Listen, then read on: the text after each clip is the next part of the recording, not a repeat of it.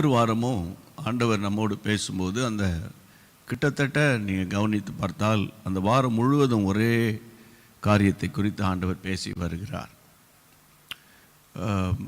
சிலருக்கு வேலைகள், பொறுப்புகள், குடும்ப காரியங்கள், வெளியே போயிட்டு வர வேண்டிய காரியங்கள், அப்படி இருந்தால் கூட அநேகர் உங்களில் நிறைய பேர் இந்த 5:30 மணி ஜெபத்திற்கு தவறாமல் காத்திருந்து ஆண்டவருடைய ஆசீர்வாதத்தை பெறுகிறார்கள்.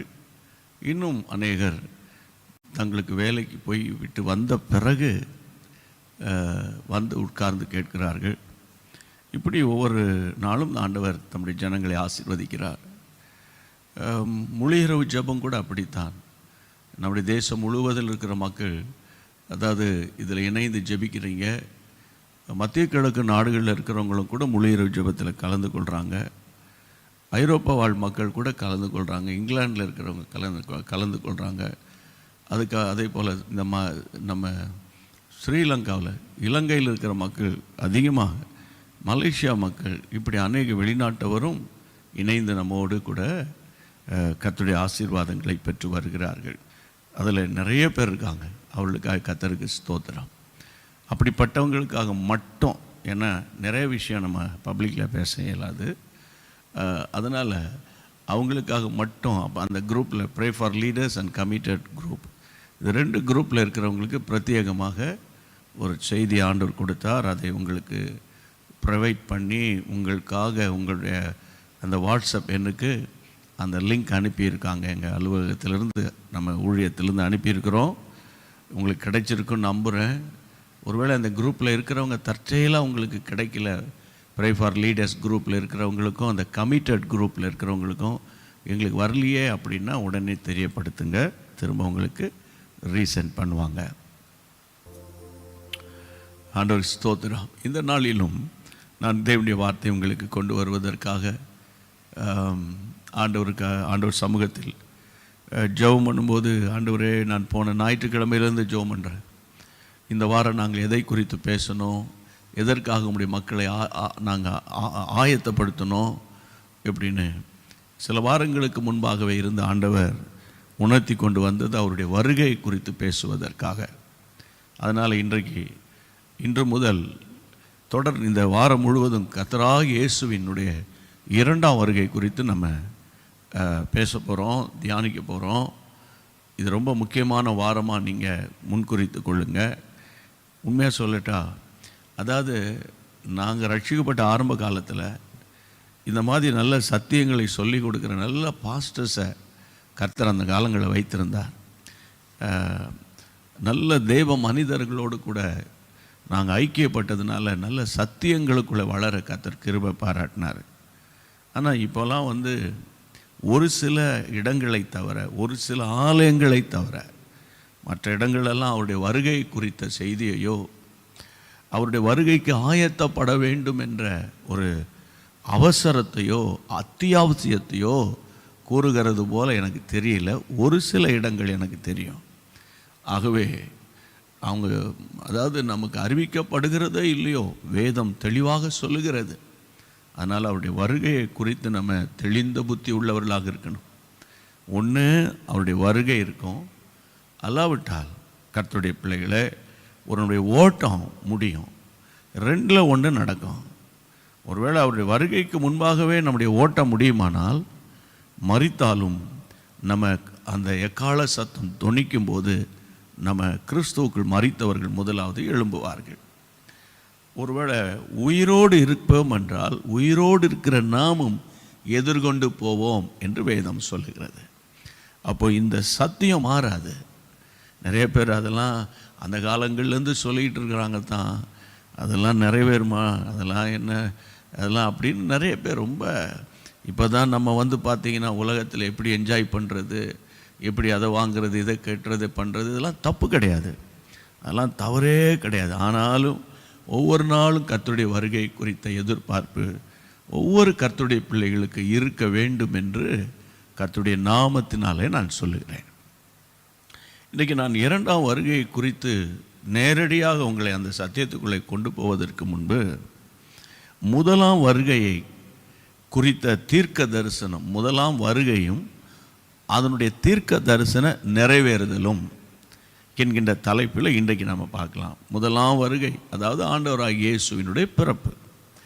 அவர் வரப்போகிறார், இப்படி உலக இரட்சகர் பிறக்கப் போகிறார் என்ற அந்த அருமையான தீர்க்க தரிசனமும் அது நிறைவேறுதலும். இதை நான் பேசி முடிக்கும்போது உங்களுக்குள்ளே ஒரு கேள்வி எழும்பணும்.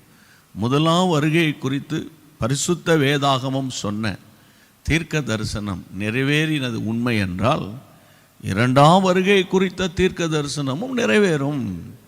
வாசியுங்கள், மீகா தீர்க்கதரிசியின் புத்தகம், மீகா தீர்க்கதரிசியின் புத்தகம் 5ஆம் அதிகாரத்தினுடைய 2ஆம் வசனத்தை நம்ம எல்லாரும் சேர்ந்து திருப்பிக் கொள்ளுங்க.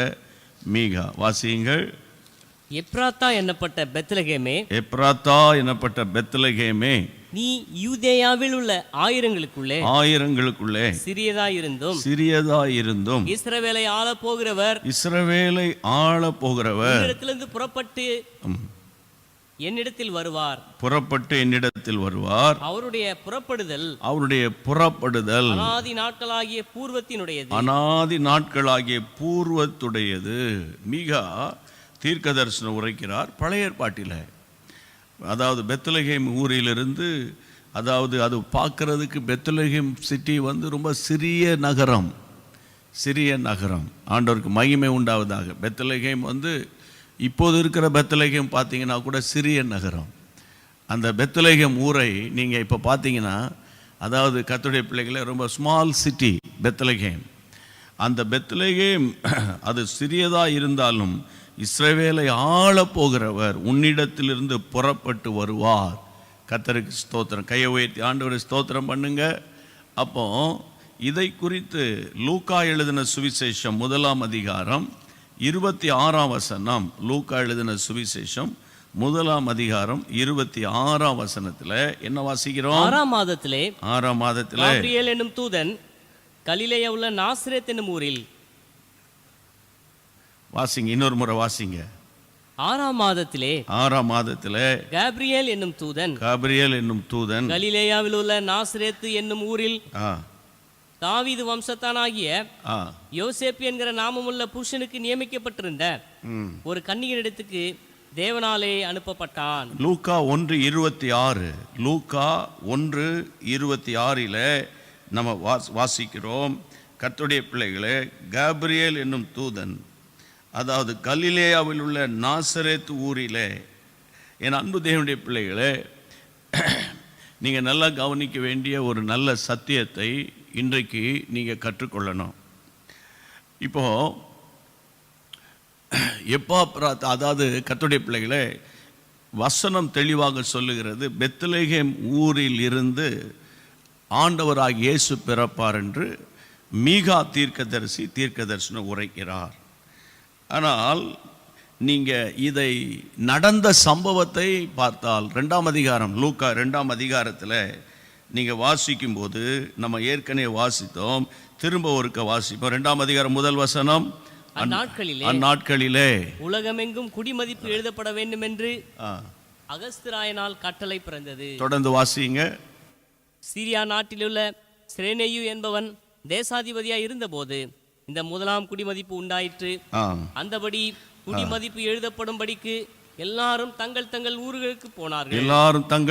ஊர்களுக்கு போனார்கள். அப்பொழுது யோசேப்பும் தாவீதின் வம்சத்தானுமாய் இருந்தபடினாலே தனக்கு மனைவியாக நியமிக்கப்பட்டு கர்ப்பவதியான மரியாளுடனே குடிமதிப்பு எழுதப்படும்படி கலிலேயா நாட்டில் உள்ள நாசரேத்தூரிலிருந்து யூதேயா நாட்டில் உள்ள பெத்லகேம் என்னும் தாவீதின் ஊருக்கு போகிறார்கள். நீங்கள் நல்லா கவனிக்கணும். இந்த நல்ல அருமையான ஒரு சத்தியம். அதாவது கர்த்தருடைய பிள்ளைகளே, இந்த பெத்லகேம் ஊரில் ஆண்டவராகிய இயேசு பிறப்பார். ஆனால் இந்த மரியாளை காபிரியேல் தூதன் சந்தித்து, கிருபை பெற்றவளே வாழ்க, ஆண்டவராகிய இயேசு உன்னில் தோன்றுவார், லூக்கா 1:28 வாசித்த போது அவங்க நாசரேத்தில் இருக்கிறாங்க. அப்போ நாசரேத்தில் ஆண்டவராகிய இயேசு பிறக்க மாட்டார், அவர் பெத்லகேம் ஊரில் தான் பிறப்பார். என்று ஆண்டவரை குறித்து தீர்க்க தரிசனம். இங்கே பாருங்க, பெத்லகேம் அந்த சிறிய ஊருக்கும் நாசரேத்துக்கும், அதாவது கலிலேயாவில் உள்ள நாசரேத், கர்த்தருடைய பிள்ளைகளை, இந்த நீங்கள் பார்க்கிற ஆலயம் தான் அந்த மரியாள் வாழ்ந்த இடத்தில், அதாவது யோசேப்பு அவருடைய இருந்த இடத்துல இப்போ ஆலயம் கட்டப்பட்டு இருக்கிறது தான் நீங்கள் இந்த படத்தில் பார்க்குறீங்க. இப்போ நீங்கள் நல்லா கவனிங்க. அப்போ வசனத்தின்படி பார்த்தால் இவங்க பெத்லகேமில் இருக்கணும். ஆனால் இப்போ உங்கள் நாசரேத்தில் இருக்கிறாங்க. நாசரேத்தில் தான் தேவதூதன் அவர்களோடு கூட பேசுகிறார், நீங்கள் ஆண்டவராகிய இயேசு உங்களில் பிறப்பார் என்று. எப்படி இப்போ நாசரேத்திலிருந்து அவங்க பெத்லகேமுக்கு வந்தாங்க என்பதற்கு நான் வசனத்தை எடுத்து உங்களுக்கு காட்டி கொடுத்தேன். லூக்கா 2ஆம் அதிகாரத்தில், உலகமெங்கும் குடிய மதிப்பு எழுதப்பட வேண்டும் என்று அகஸ்துராயனால் கட்டளை பிறப்பிக்கப்பட்டது. அவங்கவுங்க ஊருக்கு போங்க, சென்சஸ் எடுக்க போகிறோம். நம்ம தேசத்தில் 10 வருஷத்துக்கு ஒரு முறை மக்கள் தொகை கணக்கீடு எடுப்பாங்க. அப்போ அந்த வகையில் அதே மாதிரி அப்போது அந்த நாட்டில் வசனத்தில் வாசிக்கிறோம், அந்த ராஜா ஒரு சட்டம் போடுகிறார், அவருடைய தேசத்துக்கு இடத்துக்கு ஊருக்கு போங்கன்னு. அப்போ மரியாளை கூட்டிக் கொண்டு யோசேப்பு அப்போது பெத்லகேம் ஊருக்கு வருகிறார். இந்த பெத்லகேமுக்கும் நாசரேத்துக்கும் எவ்வளோ தூரம் அப்படின்னு பார்த்தீங்கன்னா, நீங்கள் பஸ்ஸில் பிரயாணம் பண்ணிங்கன்னா காலையில் 8 மணிக்கு புறப்பட்டிங்கன்னா சாயந்தரம் ஒரு 7:30-8 மணிக்கு தான் வர முடியும். அவ்வளோ தூரம் நல்ல இப்போ உள்ள நல்ல அழகான சாலையில் பிரயாணம் பண்ணால். அப்போ அந்த நாட்களில் சரியான சாலை வசதி இல்லாத போது, சரியான சூழ்நிலை பாதகமாக இருந்தபோது அவங்க எத்தனை நாள் ட்ராவல் பண்ணி வந்தாங்கன்னு எனக்கு தெரியாது. ஆனால் தீர்க்க தரிசனம் நிறைவேறுதலை இங்கு நான் சுட்டி காட்டுகிறேன். பிரியமானவர்களே, வசனம் சொல்லுகிறது, கர்த்தருடைய பிள்ளைகளே, அதாவது 2ஆம் அதிகாரம் லூக்கா 2:5, கலிலேயா நாட்டில் உள்ள நாசரேத்திலிருந்து யூதேயா நாட்டில் உள்ள பெத்லகேம் என்னும் தாவீதுக்கு ஊருக்கு போனார்கள். அவ்விடத்தில் அவர்கள் இருக்கையில் பிரசவ காலம் நேரிட்டது. அப்புறம் அவள் தன் முதற் பேரான குமாரனை பெற்று சத்துரத்தில் அவர்களுக்கு இடம் இல்லாதபடியால் பிள்ளையை துணிகளில் சுற்றி முன்னணியிலே கிடத்தியிருந்தார்கள். கையை உயர்த்தி ஆண்டவரை ஸ்தோத்திரம் பண்ணுங்க. அப்போது என் அன்பு தேவனுடைய பிள்ளைகளே, பாரத்தோடு நான் உங்களோடு பேசுகிறேன். அதாவது இயேசுவின் முதலாம் வருகை, அதாவது அவருடைய பிறப்பை பற்றி பேசுகிறேன். அவருடைய பிறப்பில் மீகா இயேசு ராஜாவின் பிறப்புக்கு எத்தனையோ ஆண்டுகளுக்கு முன்பாக தீர்க்க தரிசனம் உரைத்தவர் பெத்லகேமிலே ராஜா பிறப்பார் என்று. ஆனால் என் அன்பு தேவனுடைய பிள்ளைகளை, இந்த வசனத்தை பார்த்தால் அவங்க நாசரேத்தில் இருந்தாலும் ஆண்டவராக இயேசு பிறப்பதற்கு முன்பு அது ஆச்சரியமாய் ஒரு சட்டத்தை அங்கே உண்டாக்கி, அந்த சட்டத்துக்கு கீழ்ப்படியும் போது அவங்க இங்கே செட்டில் ஆகிறாங்க. அந்த இடத்துல ஆண்டவர் பிறக்கிறார். இதிலிருந்து நான் உங்களுக்கு சொல்லுகிறேன், இந்த என் அன்பு தேவனுடைய பிள்ளைகளை, அந்த ஒரு நட்சத்திரம் போல இருக்கிறது அல்லவா, அதுதான் அந்த நாட்களிலே முன்னணியில் கிடத்தி இருந்த ஒரு இடம். அந்த இடத்துல தான் இப்போது கத்தோலிக்க திருச்சபையினர் அங்கே ஒரு பெரிய மாபெரும் ஆலயத்தை கட்டியிருக்கிறார்கள். சரி, வசனத்துக்கு வருகிறேன். இரண்டாவதாக நம்ம வாசிக்க வேண்டிய 2வது தீர்க்க தரிசனம். பிரியமானவர்களே, என்னாகமம் 24ஆம் அதிகாரத்தை திருப்புங்கள். என்னாகமம் 24ஆம் அதிகாரத்தில் 17ஆம் வசனம். 17ஆம் வசனம், அவரை காண்பேன், இப்பொழுது அல்ல, அவரை தரிசிப்பேன், சமீபமாய் அல்ல. யாக்கோபிலிருந்து உதிக்கும் ஒரு செங்கோல் இஸ்ரவேலில் இருந்து எழும்பும். இன்னொரு முறை வாசிங்க. ஒரு யாக்கோபிலிருந்து ஒரு நட்சத்திரம் உதிக்கும், அப்புறம் ஒரு செங்கோல் இஸ்ரவேலில் இருந்து எழும்பும். அது மோவாபின் எல்லைகளை நொறுக்கி சேத் புத்திரர் எல்லாரையும் நிர்மூலமாக்கும். நல்லா கவனிக்கணும். அப்போ என்னாகமத்தில் இந்த வார்த்தை சொல்லப்பட்டிருக்கிறது. குறிப்பாக ஒரு நட்சத்திரம் யாக்கோபிலிருந்து ஒரு நட்சத்திரம் உதிக்கும். இது பழைய ஏற்பாட்டு காலத்தில் என்னாகமத்தில் சொல்லப்பட்ட தீர்க்க தரிசன வார்த்தை. நீங்கள் மத்தேயு எழுதின சுவிசேஷத்துக்கு வாங்க, 1ஆம் அதிகாரத்தில் பார்த்தீங்கன்னா ஆபிரகாமின் குமாரனாகிய தாவீதின் குமாரனான இயேசு கிறிஸ்துவினுடைய வம்ச வரலாறு என்று ஆரம்பிக்கும் போது 2ஆம் வசனம் வாசியுங்கள். ஆபிரகாம் ஈசாக்கை பெற்றான். ஈசாக்கு யாக்கோபை பெற்றான். ஈசாக்கு யாக்கோபை பெற்றான். யாக்கோபு யூதாவையும் அவன் சகோதரரையும் பெற்றான். நல்ல கவனிக்கணும். யாக்கோபு வேதம் சொல்லுகிறது கர்த்தருடைய பிள்ளைகளே, யூதாவையும் அவன் சகோதரனையும் பெற்றான். உங்க எல்லாருக்கும் தெரிந்திருக்க வேண்டிய ஒரு காரியம், யாக்கோபின் சந்ததியிலிருந்து இயேசு வருவார். அவர் அந்த யாக்கோபினுடைய 12 கோத்திரங்களாக இருந்தாலும் அந்த 12 கோத்திரத்தில் யூதா கோத்திரத்திலிருந்து தான் இயேசு வருவார் என்கிறதை என்னாகமத்தில் நம்ம வாசித்த வசனம் சொல்லுகிறது. அந்த தீர்க்க தரிசனத்தின் நிறைவேறுதலை மத்தேயு 1ஆம் அதிகாரம் முதல் 2-3 வசனங்களிலே நம்ம வாசிக்கிறோம். பார்த்தீங்களா, வேதாகமம் எத்தனை உண்மையானது, வேத வசனத்தினுடைய மகிமை எவ்வளோ விசேஷமானது. அதனால தான் நான் தினந்தோறும் சொல்கிறேன், வேதத்தை நல்லா படிங்க, வசனத்தை முதலாவது நல்லா படிங்க. அதாவது பாட்டு பாடுங்க வேண்டாம்னு சொல்லலை, நானும் பாடுறோம் நீங்களும் பாடுறோம். இப்போ 1/2 மணி நேரம் பாட்டு பாடினோம், ரொம்ப நல்லது. பாடி ஆராதிப்பது நல்லது. அதே போல் வேத வசனத்தை நம்ம வாசிக்கணும். ஏதா நமக்கு அதில் ஏதாகிலும் ஒரு ஆறுதலான வார்த்தை வருமானு வாசிக்கிறது தவறு கிடையாது. அதே நேரத்தில் நமக்கு இன்றைக்கி ஆலோசனை கிடைக்குமா என்றும் வாசிப்பது நல்லது. சில நேரத்தில் எச்சரிப்பின் சத்தம் வருதா, அதுவும் நல்லது. அது கண்டித்து உணர்த்துகிறதா, அது ரொம்ப ரொம்ப நல்லது. இந்த வேத வசனம்தான் நம்முடைய வாழ்க்கைக்கு தீபம், கால்களுக்கு தீபம், பாதைக்கு வெளிச்சம்னா என்ன அர்த்தம்? அதாவது நம்முடைய பாதையை வெளிச்சமாக்குகிறது தேவனுடைய வசனம். 3வது கர்த்தருடைய தீர்க்க தரிசன வார்த்தை பாருங்க. ஏசாயா தீர்க்கதரிசியின் புத்தகம் 7ஆம் அதிகாரத்தை திருப்புங்க. 7ஆம் அதிகாரம் 14ஆம் வசனம்.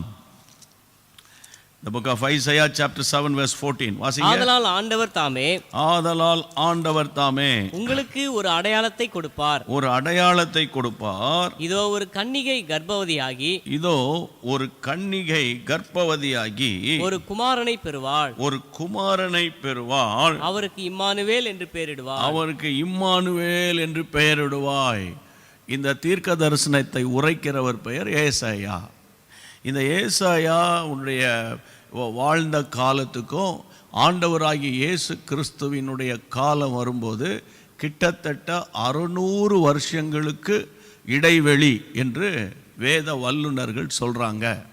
600 வருஷங்களுக்கு முன்பாக, அதாவது இயேசு ராஜா பிறக்கிறதுக்கு முன்னால் சுமார் 600 ஆண்டுகள், அந்த 600 ஆண்டுகளுக்கு முன்னால் வாழ்ந்தவர் தான் ஏசாயா தீர்க்கதரிசி. அப்போ ஏசாயா தீர்க்கதரிசி இங்கே ஒரு தீர்க்க தரிசனம் உரைக்கிறார். அதைத்தான் நம்ம 7ஆம் அதிகாரத்தில் நம்ம வாசித்தோம். ஒரு கன்னிகை, வசனம் சொல்லுகிறது, கர்ப்பவதியாகி ஒரு குமாரனை பெறுவாள். கர்த்தருடைய பிள்ளை அவருக்கு இம்மானுவேல் என்று பெயரிடுவாள் அப்படின்னு ஒரு தீர்க்க தரிசனம் வருது. இயேசுவினுடைய பிறப்பு. சரி, இதை குறித்து புதிய ஏற்பாட்டில் நம்ம எங்கே பார்க்கலான்னா, மத்தேயு எழுதின சுவிசேஷம் 1ஆம் அதிகாரத்தில் அன்பான கர்த்தருடைய பிள்ளைகளை 23ஆம் வசனத்தை வாசியுங்கள். அவன் இதோ ஒரு கன்னிகை கர்ப்பவதியாகி ஒரு குமாரனை பெறுவாள். அவருக்கு இம்மானுவேல் என்று பெயரிடுவார்கள் என்று சொன்னான். வாசிங்க. இம்மானுவேல் என்பதற்கு, இம்மானுவேல் என்றால் தேவன் நம்மோடு இருக்கிறார் என்று அர்த்தம். தேவன் நம்மோடு இருக்கிறார் என்று அர்த்தம். நல்ல கவனிங்க பாருங்க. ஏசாயா தீர்க்க தரிசன வார்த்தை, அதாவது புதிய ஏற்பாட்டில் கர்த்தருடைய பிள்ளைகளே, இந்த ஆச்சரியமாக இந்த வசனத்தை மத்தேயு 1:23 நம்ம பார்க்குறோம்.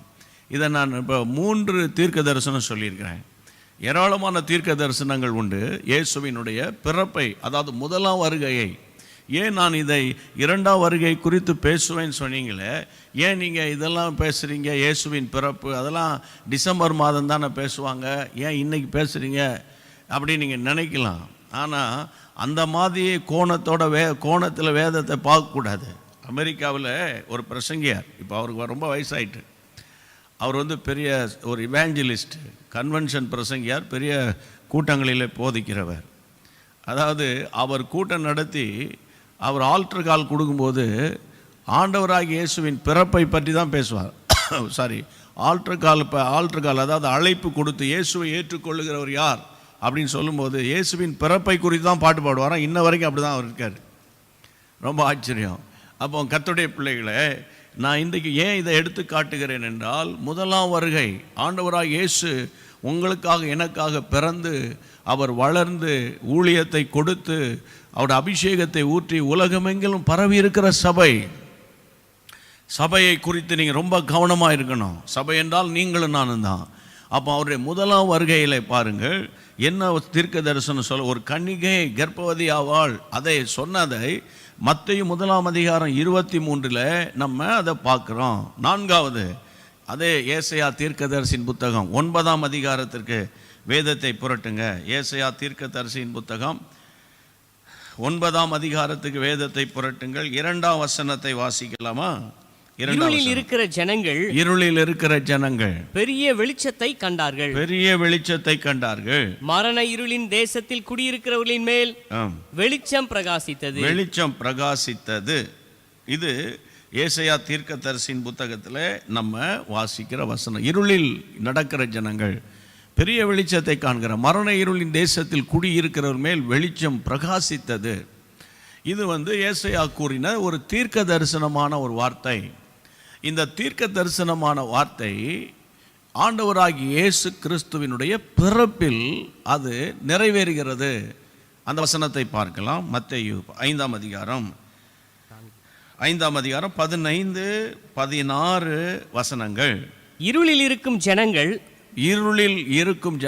பெரிய வெளிச்சத்தை கண்டார்கள். மரண இருளின் திசையில் இருக்கிறவர்களுக்கு வெளிச்சம் உதித்தது என்று ஏசாயா தீர்க்கதரிசியினால் உரைக்கப்பட்டது நிறைவேறும்படி இப்படி நடந்தது. மத்தேயு 5ஆம் அதிகாரத்தில் சொல்லப்பட்டிருக்கிறது. அந்த தீர்க்க தரிசனம் எங்கே சொல்லப்பட்டிருக்கிறது? கர்த்தருடைய பிள்ளைகளை 9ஆம் அதிகாரம், ஏசாயா 9ஆம் அதிகாரத்தில் நீங்கள் 2ஆம் வசனத்தில் அவர் சொன்ன தீர்க்க தரிசனம். 9ஆம் அதிகாரம் 2ஆம் வசனத்தில் அந்த மரண இருளின் திசையில் இருக்கிறவர்களுக்கு வெளிச்சம் உதிக்கிறது என்ற அந்த வார்த்தை கர்த்தருடைய பிள்ளைகளை மத்தேயு 4ஆம் அதிகாரத்தில் நம்ம வாசிக்கிறோம். 14, 15 வசனங்களில் அது தெளிவாய் நிறைவேறுகிறது. பாருங்கள் எவ்வளோ அழகான ஒரு சத்தியம்.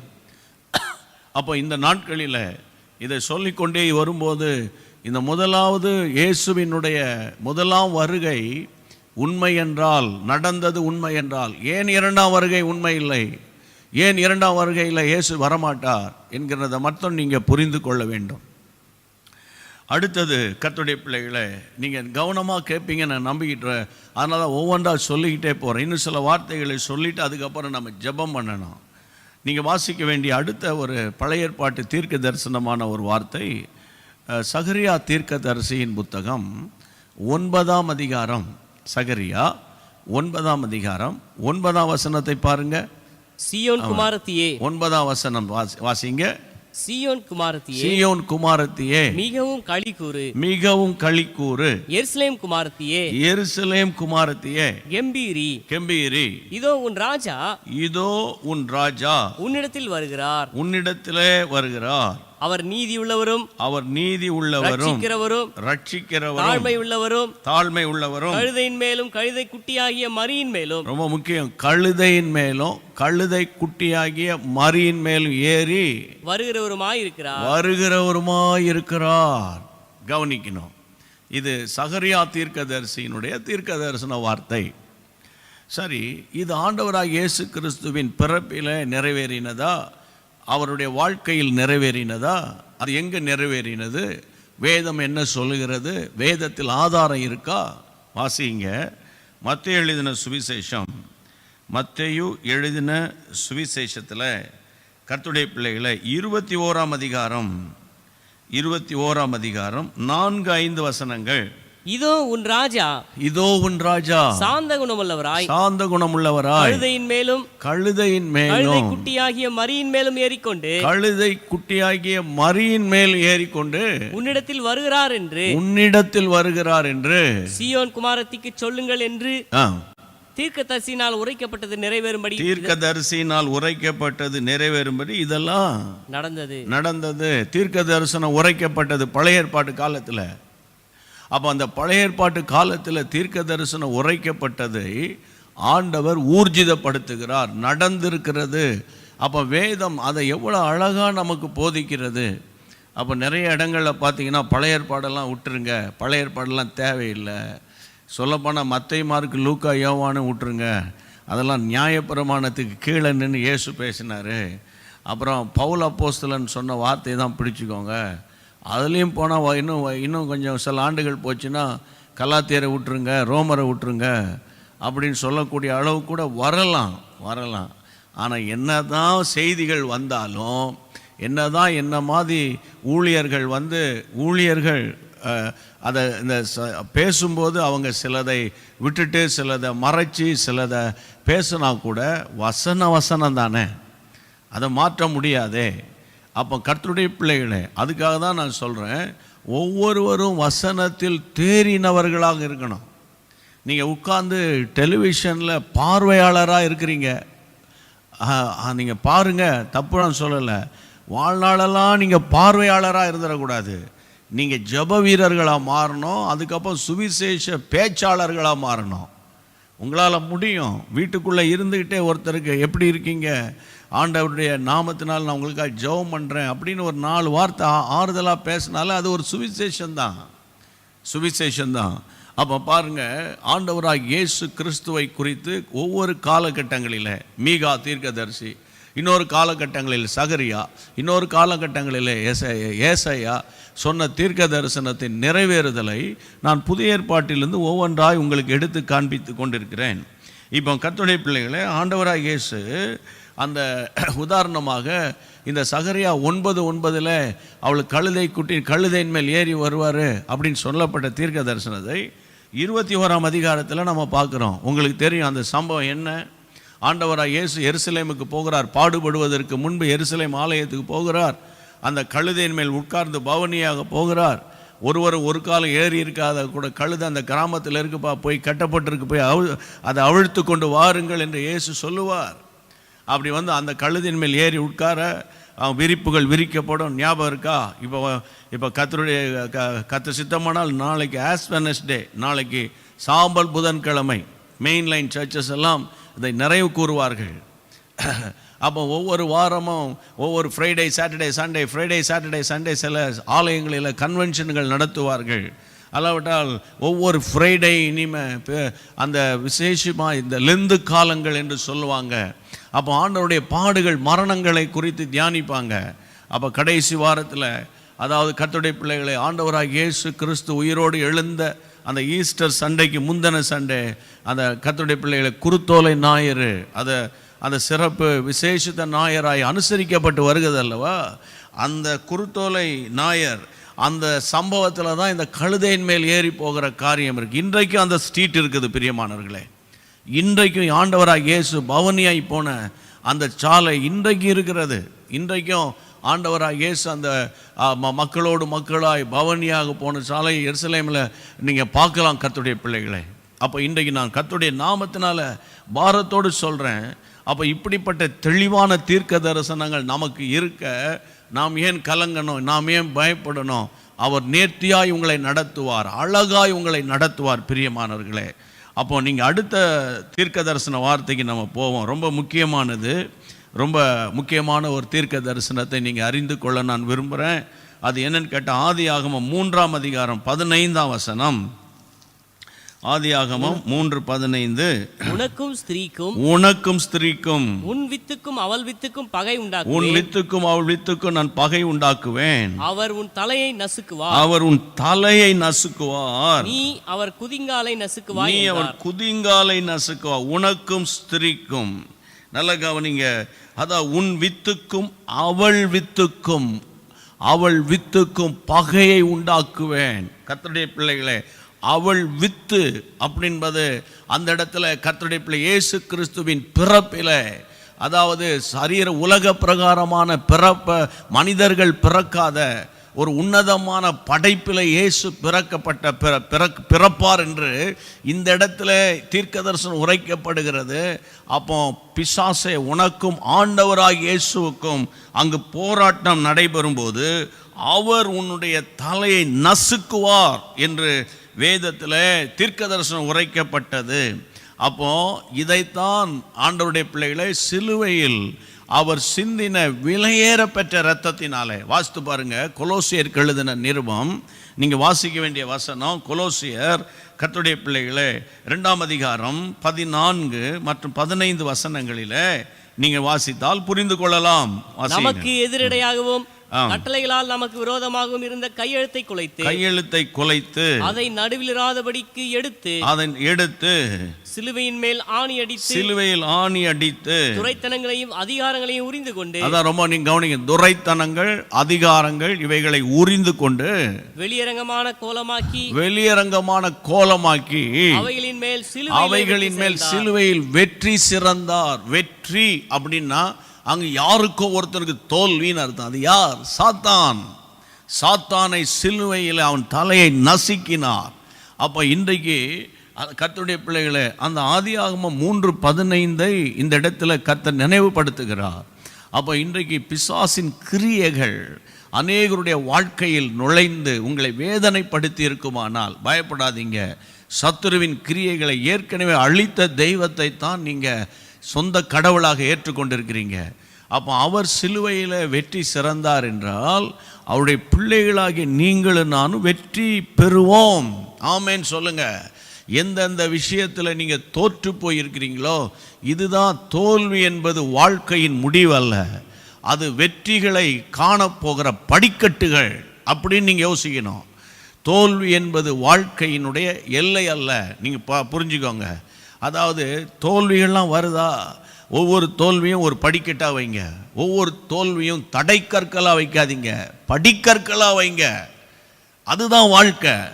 எந்த துறை எடுத்துக்கிடுங்க, எங்கே போனாலும் பாருங்கள், யாராவது தோல்வி இல்லாமல் வெற்றி பெறுவாங்களா பாருங்கள், பெற மாட்டாங்க. அதாவது தோல்வி தான் வெற்றிக்கு அறிகுறின்றாங்க உலக பிரகாரமாக.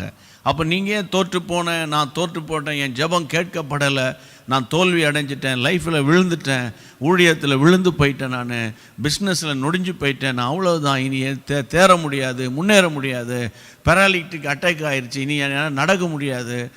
ஒன்று சொல்கிறேன், நீங்கள் கடந்த கால வாழ்க்கை குறித்து யோசித்துட்டு இருக்கக்கூடாது. உங்களுக்கு முன்னான காலத்தில் அப்படி இருந்தேனே இப்படி இருந்தேனே அப்படி நீங்கள் யோசிக்கவே கூடாதுன்ற இயேசுவின் நாமத்தில் சொல்கிறேன். இனிமேல் நீங்கள் எப்படி இருக்க போகிறீங்க, அதுதான் வாழ்க்கை. அப்போ இப்போ இருக்கிற சூழ்நிலையில் நம்ம இனி எப்படி நடக்க போகிறோம், அதுதான் ஜீவியம்.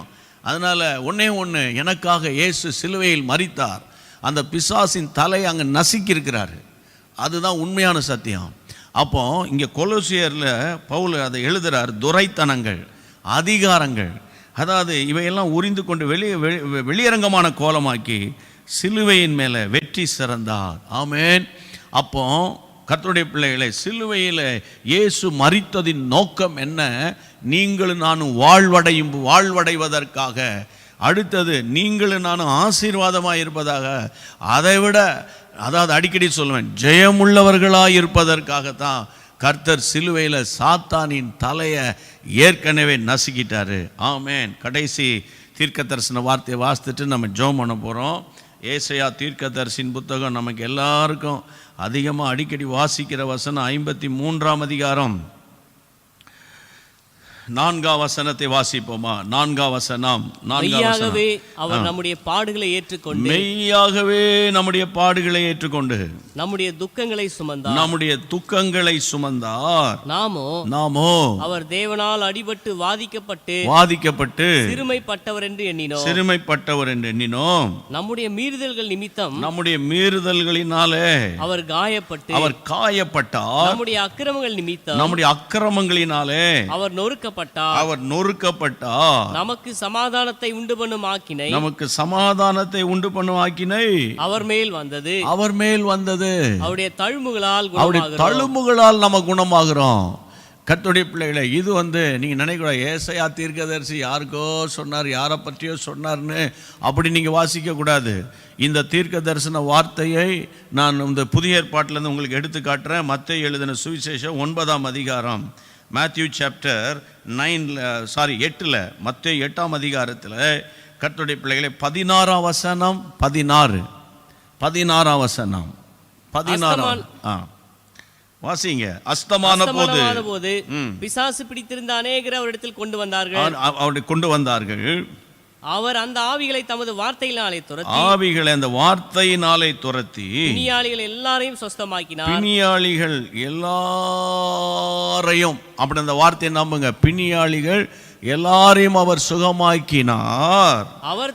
அவர் தாமே நம்முடைய பலவீனங்களை ஏற்றுக்கொண்டு நம்முடைய நோய்களை சுமந்தார் என்று ஏசாயா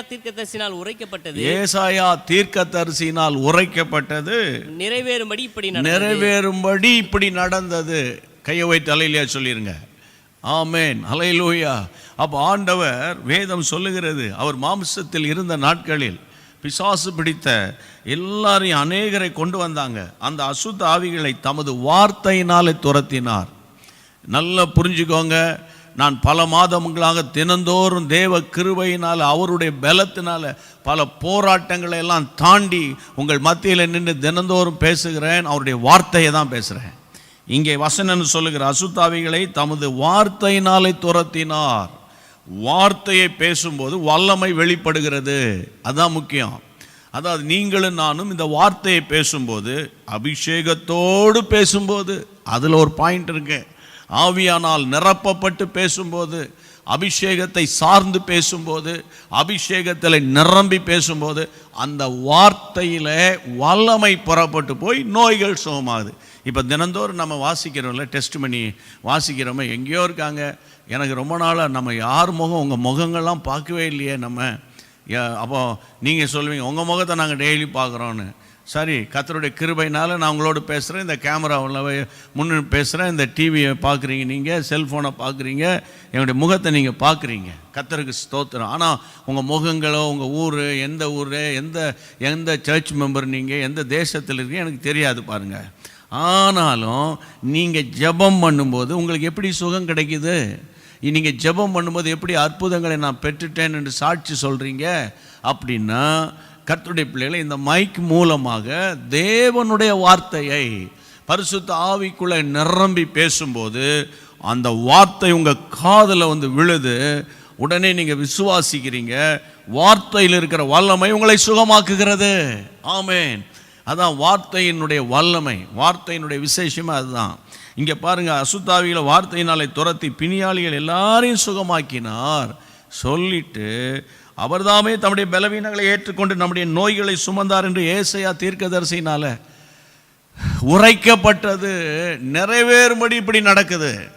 உரைக்கப்பட்டது நிறைவேறணும். அப்போ நான் 7 விதமான தீர்க்க தரிசனத்தை நான் உங்களோடு கூட பேசியிருக்கிறேன். 7 விதமான தீர்க்க தரிசனம். கர்த்தருடைய பிள்ளைகளே, மீகாவின் நாட்களில் தீர்க்க தரிசனம், என்னாகும் புத்தகத்தில் தீர்க்க தரிசனம், ஏசாயா சொன்ன தீர்க்க தரிசனம், சகரியா சொன்ன தீர்க்க தரிசனம், திரும்ப ஏசாயா சொன்ன தீர்க்க தரிசனம், ஆதியாகமம் 3:15 இருக்கிற தீர்க்க தரிசனம், கடைசியாக ஏசாயா 53:4 சொல்லப்பட்ட தீர்க்க தரிசனம். இந்த 7 தீர்க்க தரிசனங்களும் இயேசுவினுடைய முதலாம் வருகையை அது உரைக்கிறது. முதலாம் வருகையை பறைசாற்றுகிறது. அந்த முதலாம் வருகையில் பழைய ஏற்பாட்டு சம்பவத்தில், பழைய ஏற்பாட்டு காலத்தில் சொன்னாலும் புதிய ஏற்பாட்டில் எங்கெங்கே நிறைவேறி இருக்கிறது என்பதை வேத வசன ஆதாரத்தோடு இப்போ நம்ம பார்த்தோம். சரியா? அப்போ நீங்கள் புரிஞ்சுக்கோங்க பிரியமானவர்களே. அப்போ இயேசுவின் முதலாம் வருகை, நம்ம அருமை ரட்சகர் 2000 வருஷத்துக்கு முன்னால் இந்த பூமியில் தோன்றினார் அல்லவா? அவருடைய வருகையை குறித்து, அவர் இப்படி வருவார், அப்படி இங்கே பிறப்பார், நாசரேத்தில் இருந்தாலும் அவங்க குடிமதிப்பு எழுத பாருங்கள். அந்த ஸ்டோரி எவ்வளோ அருமையாக இருக்குது பாருங்கள். அந்த சம்பவத்தெல்லாம் வாசிக்கும் போது அதை கொண்டு அவங்க வந்து இங்கே வந்து செட்டில் ஆகுறாங்க. அந்த இடத்துல ஆண்டவர் பிறக்கிறார்னா அப்படி தான் பெத்லகேமில் தான் பிறப்பார் என்று தீர்க்க தரிசனம். அப்போ தீர்க்க தரிசனம் நிறைவேறுகிறதில் அது உண்மையாக இயேசு கர்த்தருடைய பிள்ளைகளை இந்த பூமிக்கு வந்தார் என்பதை நாம் எல்லாரும் விசுவாசிக்கிறோம். உலகமே விசுவாசிக்குது. அதனால தான் கர்த்தருடைய பிள்ளைகளை கிறிஸ்துவுக்கு முன்பு கிறிஸ்துவுக்கு பின்னால் உலகம் கேலண்டரில் 2ஆய் பிரிக்கெடுக்கப்பட்டிருக்கிறது. கர்த்தருக்கு மகிமை உண்டாதாக. அப்போ இப்படிப்பட்ட ஆதாரங்கள் இருக்க, இப்படிப்பட்ட சான்றுகள் இருக்க, இப்படிப்பட்ட தெளிவான சத்தியம் இருக்க, நீங்கள் ஏன் சோர்ந்து போகிறீங்க? 1, நீங்கள் ஏன் பயப்படுறீங்க? 2, 3வது ஏன் கலங்குறீங்க? 3, 4வது என்ன தெரியுமா, ஏன் அவிசுவாசமாக இருக்கீங்க? 4வது, 5வது என்ன தெரியுமா, ஏன் வந்து நீங்கள் முடங்கி படுக்கிறீங்க? 6வது என்ன தெரியுமா, ஏன் வந்து நீங்கள் வேறு விதமாக திங்க் பண்ணி வேறு விதமான தேவன் விரும்பாத எதிர்மறையான காரியத்துக்குள்ளே போயிடுறீங்க? 7வது என்ன தெரியுமா, அவர் எங்கே இருக்கார்ப்பா அப்படின்னு சொல்லி பின்வாங்கி போகிறீங்க. அப்போ இன்றைக்கி கர்த்தருடைய நாமத்தினால சொல்கிறேன், அவருடைய முதலாம் பிறப்பை குறித்து சொல்லப்பட்டது நிறைவேறினது உண்மை. ஆமேன்னு சொல்லுங்கள். இன்னொரு முறை சத்தமாக ஆமேன்னு சொல்லுங்கள். அப்போ அவருடைய முதலாம் வருகை நிறைவேறி இருக்கிறது உண்மை என்பதை நாம் எப்படி அங்கீகரிக்கிறோமோ, நம்ம எதை விசுவாசிக்கிறோமோ, அதாவது விசுவாசிக்கிறோமா இல்லையா நான் நம்புகிறேன்றதெல்லாம் இல்லை, இதுதான் வந்து சரித்திரம். ஆமேன், இதுதான் சரித்திரம். அப்போ இந்த சரித்திரத்தை தான் இன்றைக்கி நான் உங்களுக்கு சொல்லியிருக்கிறேன். அப்போ இன்றைக்கி முகவுரையாக நான் பேசியிருக்கிறேன். நாளைக்கு இயேசுவினுடைய 2ஆம் வருகைக்கான வேத ஆதாரங்களோடு நம்ம பேச போகிறோம். நாளைக்கு நீங்கள் நல்ல எதிர்பார்ப்போடு கூட வரணும். ஏனென்றால் அது பலவிதமான சத்தியங்களை வாரம் கேட்குறோம். இல்லை, போன வாரம்லாம் கர்த்தருக்காக ஓடணும், எதை விட்டுட்டு ஓடணும், எதை தூக்கிக்கிட்டு ஓடணும், எப்படி ஓடணும், எங்கே ஓடணும், ஓடும்போது எப்படி இருக்கணும், இல்லை நிறைய விஷயங்களை கர்த்தர் பேசினார். அப்போ போன ஆன்லைன் ப்ரேயரில் 40வது ஆன்லைன் ப்ரேயர் நமக்கு. அப்போ அந்த 40 பைபிளில் 146 முறை 40 என்ற ஒரு அந்த எண்ணின் அடிப்படையில் அநேக சம்பவங்கள் அதை குறித்து ஆண்டவர் ஆன்லைன் ப்ரேயரில் பேசினார். எவ்வளோ பெரிய இந்த மாதிரி யாராவது ஒருத்தர் பேசினா நான் பாட்டு உட்கார்ந்து தோத்திரன்னு கேட்டுக்கிட்டே இருப்பேன். அந்த மாதிரி கர்த்தருடைய பிள்ளைகளை இன்றைக்கி நான் பாரத்தோடு நான் உங்களோடு கூட பேசுகிறேன். எதுக்காக நான் பேசுகிறேன்னு கேட்டால், கடைசி நாட்களில் வந்துட்டோம், அவருடைய வருகை சமீபம். உலகத்தில் நடக்கிற சம்பவங்கள்லாம் அதான் நான் போன வருஷம் முடிவு கடைசி காலத்திலே சொன்னேன், கடைசி டிசம்பரில் சொன்னேன், நியூ இயர் பிகினிங்கிலே சொன்னேன், சொல்லிட்டு கூட சொன்னேன், ஆரம்பத்திலே இப்படி சொல்கிறீங்களேன்னு அப்படி நினைக்காதீங்க. அதாவது 21 ஃபுல்லாகவே இந்த மாதிரி தான் நிறையா பிரச்சனைகளை சந்திக்க வேண்டியது இருக்கும். அதாவது கர்த்தருடைய ஆனாலும் தேவனுடைய கரம் நம்மேல் உங்கள் மேல் இருக்கும், அவருடைய வருகையின் அடையாளங்கள். அதனால் நம்ம வந்து இனிமேலும் கர்த்தருடைய பிள்ளைகளை நம்ம அப்புறம் பார்த்துக்கலாம்னு இருக்க முடியாதே. ஜெபம் பண்ணலாமா? இப்போ நம்ம இன்றைக்கி அதாவது கர்த்தருடைய பிள்ளைகளை முதலாம் வருகை குறித்த தீர்க்க தரிசன நிறைவேறுதல் இன்றைக்கி நான் பேசின செய்தி. நாளையிலிருந்து கர்த்தர் சித்தமானால் 2ஆம் வருகை, இயேசுவின் 2ஆம் வருகை. நீங்கள் ரொம்ப எதிர்பார்ப்போடு 5:30 நீங்கள் ஜாயின் பண்ணுங்கள். சரியா, நான் தான் ஜாயின் பண்ணிடுவேனே, கரெக்டாக உட்காந்துருவேனே அப்படின்னு நீங்கள் சொல்லுவீங்க. ஆனால் ஒரு 50 பேருக்கு ஒரு இன்ஃபார்ம் பண்ணுங்களேன் பகல் நேரத்தில். இல்லை, நோட்டிஃபிகேஷன் வந்துடுது, யூடியூப்பில் வருது, நம்ம வாட்ஸ்அப் குரூப்பில் இருக்கிறவங்களுக்கெல்லாம் நோட்டிஃபிகேஷன் வந்துடுது. அதனால் நீங்கள் ஒரு 50 பேர், ஜஸ்ட் ஒரு 50 உங்கள் சொந்தக்காரங்க, உங்களுடைய நண்பர்கள், உறவினர்கள், நம்ம சர்ச் மெம்பர்ஸு, இல்லை மற்றவங்களுக்கும் தெரிஞ்சவங்களுக்கு எல்லாருக்கும் கொஞ்சம் நம்ம எல்லோரும் சேர்ந்து தேவனுடைய ராஜ்யத்தை கட்டுவோம். சரியா, சேர்ந்து ராஜ்யத்தை கட்டுவோம். அதனால் கர்த்தருடைய பிள்ளைகளை இந்த கடைசி நாட்களில் வந்துட்டோம். ஆண்டவருடைய வருகை சமீபமாக இருக்கிறது. எல்லார் கண்களை மூடி தேவனை நோக்கி, ஆண்டவரே என்னோடு கூட சேர்ந்து ஜெபம் பண்ணுங்க. ஆண்டவரே உம்முடைய முதலாம் வருகையினுடைய ஆண்டவரே அந்த பழைய ஏற்பாட்டில் இருக்கிற ஆண்டவரே தீர்க்க தரிசன வார்த்தையை கேட்டேன், அதனுடைய நிறைவேறுதலையும் புதிய ஏற்பாட்டிலிருந்து உம்முடைய வசனத்தை நாங்கள் எடுத்து காண்பித்த போது வசனம் இவ்வளவா இருக்கிறதா என்று நாங்கள் ஆச்சரியப்பட்டு உம்மை ஸ்தோத்திரம் பண்ணுறோம்ப்பா. ஆண்டவரே உம்முடைய முதலாம் வருகை, ஆண்டவரே முதலாம் வருகை ஆண்டவர் நிறைவேறினது உண்மையானால் 2ஆம் வருகை ஏனப்பா நிறைவேறாது? கட்டாயம் நிறைவேறும். இரண்டாம் வருகையை குறித்து நாங்கள் இனி அசதியா இருக்கக்கூடாது. இரண்டாம் வருகையை குறித்து கவலீனமா இருக்கக்கூடாது. இரண்டாம் வருகையை குறித்து ஆண்டவரே நாங்க கண்டும் காணாமல் இருக்கக்கூடாது. ஆமென். 2 பேர் வயலில் வேலை செய்வார்கள், ஒருவன் எடுத்துக்கொள்ளப்படுவான். ஆமென். ஒருவன் கைவிடப்படுவான். 2 பேர் ஒரே கட்டில படுத்திருப்பாங்க. ஆமென். அதுல ஒருத்தரை பார்த்தா காணாம போயிருவாங்க. கர்த்தருடைய பிள்ளைகளே, இப்படிப்பட்ட சம்பவங்கள் வரப்போகிறது. இயேசுவே, உம்முடைய வருகைக்கு என்னை ஆயத்தப்படுத்தும். எல்லார் கரங்களை உயர்த்தி ஆமென், ஆமென், ஹல்லேலூயா. இயேசுவின் நாமத்தினால ஜெபிக்கிறோம். இயேசுவின் நாமத்தில ஜெபிக்கிறோம். ஆண்டவரே, உம்முடைய நாமத்தினால நாங்கள் போராடி ஜெபிக்கிறோம். ஆண்டவரே, உம்முடைய வருகைக்கு சபையை ஆயத்தப்படுத்தும். உம்முடைய வருகைக்கு சபையை ஆயத்தப்படுத்தும். ஊழியர்களாகி எங்களை ஆயத்தப்படுத்தும். ஊழியக்காரிகளை ஆயத்தப்படுத்தும். வாலிபர்களை ஆயத்தப்படுத்தும். இயேசுவே, உம்முடைய வருகைக்கு முன்பாக ஆண்டவரே, கடைசி மனிதன் வரைக்கும் சுவிசேஷம் அறிவிக்கப்படணும் அப்பா. அதுக்கு வாசல்களை திறந்து தாரும் ஆண்டவரே. இன்னும் ஆண்டவரே, இந்த யூடியூப் சேனல் போகாத இடங்களுக்குள்ளே போவதாக, போகாத வீடுகளுக்குள்ளே செல்வதாக, போகாத பட்டணங்களுக்குள்ளே போவதாக. ஹல்லேலூயா. நாங்கள் உம்மை துதிக்கிறோம் ஆண்டவரே. இப்பொழுதும் ஆண்டவரே, என்னை ஆசீர்வதிங்க. ஒரு கூட்டம் மக்கள் கேட்கிறாங்க, என்னை ஆசீர்வதிங்க, என்னை ஆசீர்வதிங்கப்பான்னு. யாக்கோபை போல கேட்கிற மக்களை ஆசீர்வதிங்கப்பா. ஒரு கூட்டம் மக்கள் சுகத்துக்காக ஜெபிக்கிறாங்க. இயேசுவின் நாமத்தில் என்ன வியாதிகளா இருந்தாலும் அது சுகமாவதாக ஆண்டவரே. எல்லா ஹார்ட் காம்ப்ளிகேஷன், எல்லா ஆண்டவர் சிறுநீரக கோளாறுகள், இரத்த சம்பந்தமான நோய்கள், பலவீனங்கள் மாறுவதாக. ஆண்டவர், யாராவது கொரோனாவில் பாதிக்கப்பட்டு ஆஸ்பத்திரியில் சிகிச்சையில் இருந்தால் அவர்களை சுகமாக்குவீராக.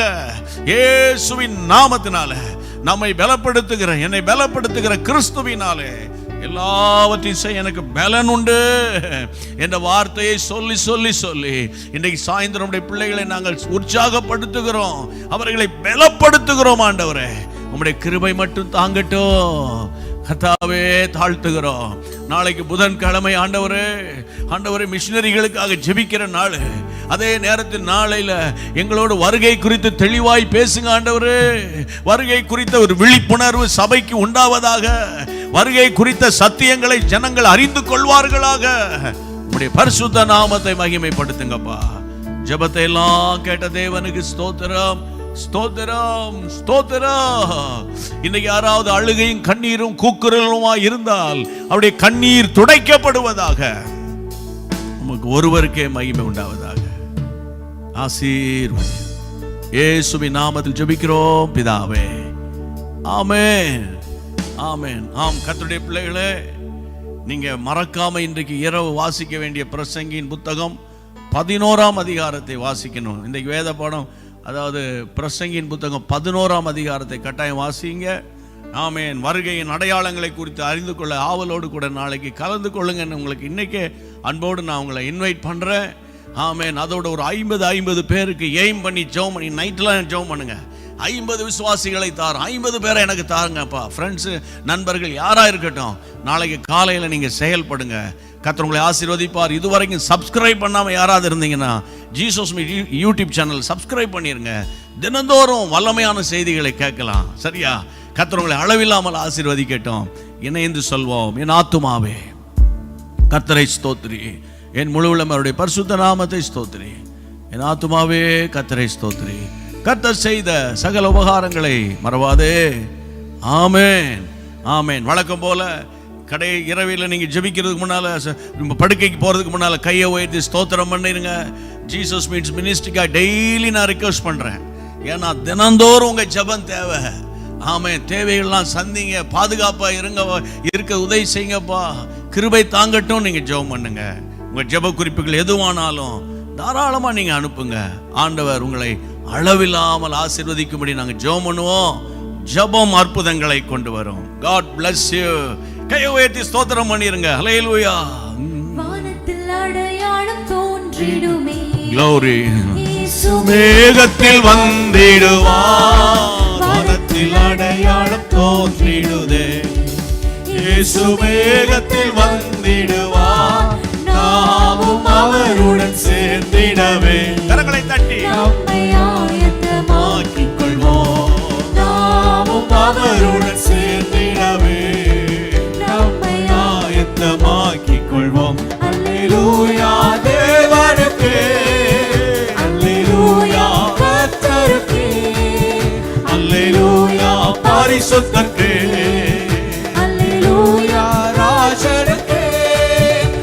அல்லேலூயா தேவனுக்கே, அல்லேலூயா ஆமென் ஆமென். அல்லேலூயா பரிசுத்தருக்கே, அல்லேலூயா ராஜனுக்கே, அல்லேலூயா தேவனுக்கே, அல்லேலூயா கர்த்தருக்கே, அல்லேலூயா பரிசுத்தருக்கே, அல்லேலூயா ராஜனுக்கே.